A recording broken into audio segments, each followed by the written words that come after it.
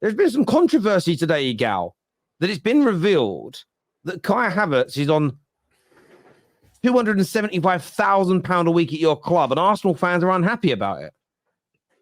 I think Arsenal fans have a right to question Arteta's spending on Kai Havertz, because the breakdown 65 million could have been used better.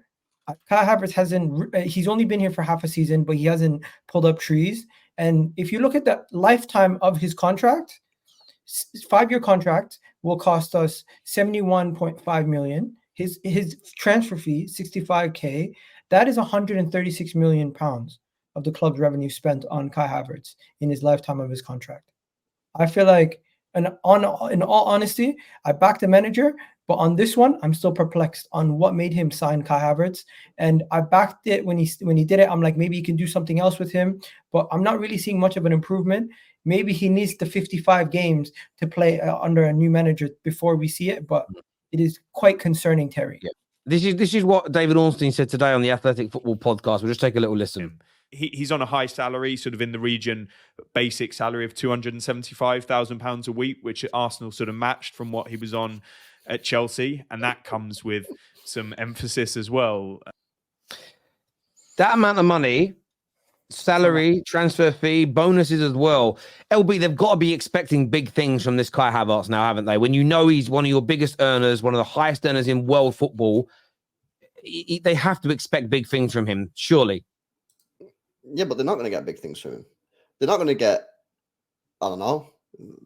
I don't even know. Like, well, what do you expect from him? I mean, we've all seen him play. So average player, he shouldn't be at Arsenal football. He shouldn't be at Arsenal Football Club. What's he doing there? This signing is just crazy. And we speak about it all the time, but we have to speak about it all the time because it could be what makes Arsenal not win the league. Because if you look at some of the other signings that got done this summer, the likes of Kudus, the James Maddisons, the Diabys at Villa, the Dokus, Arsenal could have had so much more with less. And at the end of the day, this signing, you know, I think if I was an Arsenal fan, and you don't win the league this year, I look at this and go, this it has to go for this signing alone. £275,000 a week, the highest paid player over Declan Rice. Are you crazy? Why is Declan Rice on it is a crazy signing. You now can't afford the likes. Benzema's available. The stats come out today. Again, I think it just proves a lot of Arsenal haters wrong. The stats come out and it shows highest creators in the league so far this league. So far, chances in open play has been Liverpool, 222. City and Arsenal joint second on 209 chances created during open play this year. You guys need a Karim Benzema. You've had a lot of half chances within that as well, and Benzema finishes some of them. The fact you guys, and it looks as though you and many other clubs are right sailing close to that sun of FFP, now knowing there's been £130+ million investment into Kai Havertz, you're probably still going to make the Champions League. You could still go on a good Champions League run. But if you narrowly miss out on that, on winning the Premier League because of goals scored, it's just still going to hurt you, Igal. Terry, this is probably one of the strangest pieces of recruitment in a long time. When we signed him, or when we were looking to sign him, I felt like a lot of people were talking themselves into it. But if your initial feelings is more than always right. My initial feelings when we signed Kai Havertz was I didn't want him.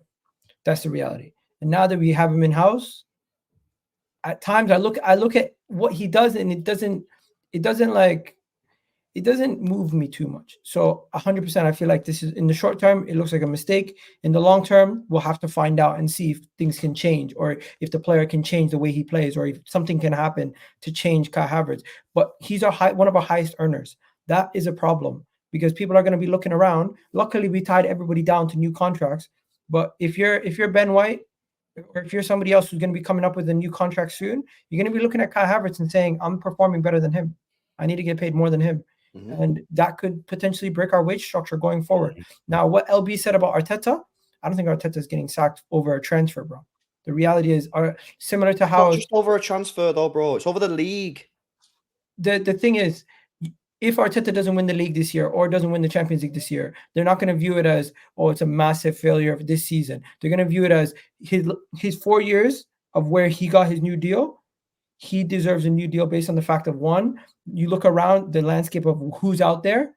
You don't want to change a manager for just the sake of changing a manager. You're going to get into a carousel of changing managers forever, and you're not going to eventually find one. Number two, the structure is pretty much built around Arteta and Edu trying to find the recruitment, and we already have recruitment sorted for the summer. You don't want to now have recruitment sorted for the summer and then sack the manager. That messes up your summer recruitment already.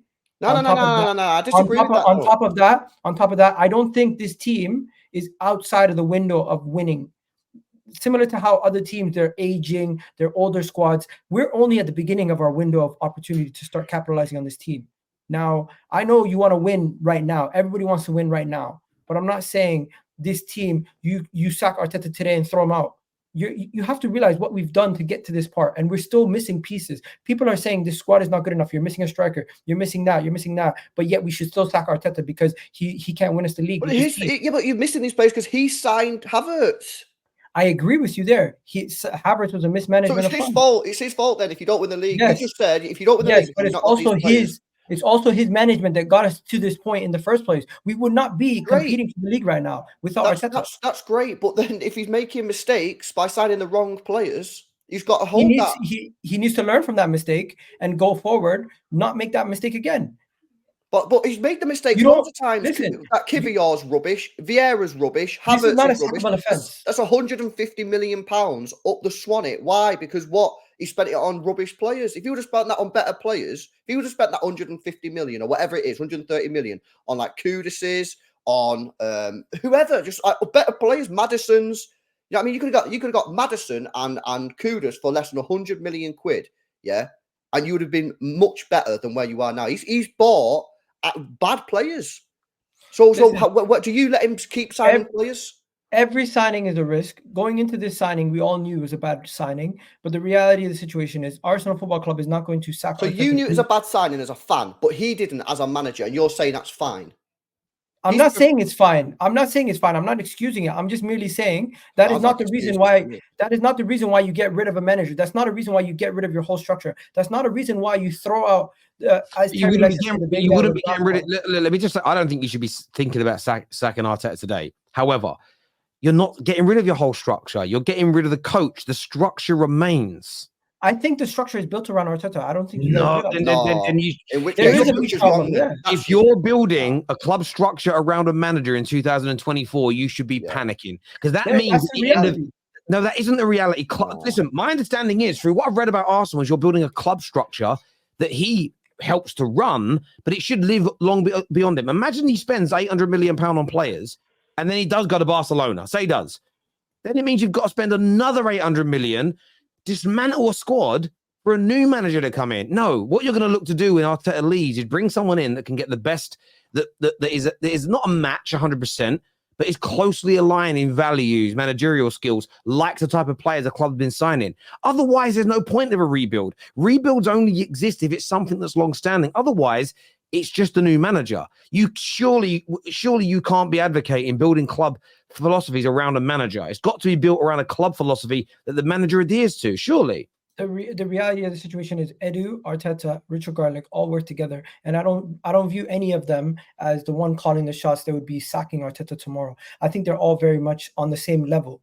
So if you're saying that's a worrying thing, I think it might be, because if Arteta does leave, that goes a big part of how we built our team and how we built our squad. We're not building the squad in the way for Arsenal. I genuinely believe we're building the squad to suit Arteta's strengths as a manager and what he wants. And I understand that, but then the point I'm making is if Arteta left for whatever reason in the summer, you should be looking for a manager with a similar skill set. For instance, come in. Like when you recruit in normal life, like you've got a job and you've got a CV that matches that job. If you left, your company wouldn't be looking for somebody that was a bus driver. They'd be looking for somebody that has a similar CV to you and skills to you, so you're a match for that job, because it's got to be done in a particular way. That's what we should be asking for from our clubs. Not imagine going to Antonio Conte from Arteta, your club will fall apart because you built it to play a certain way. So I don't think that, I get what you're saying. I don't think the signings per se are exactly what's making him under pressure. What your manager does this season is important. How do you think you're going to get on tonight?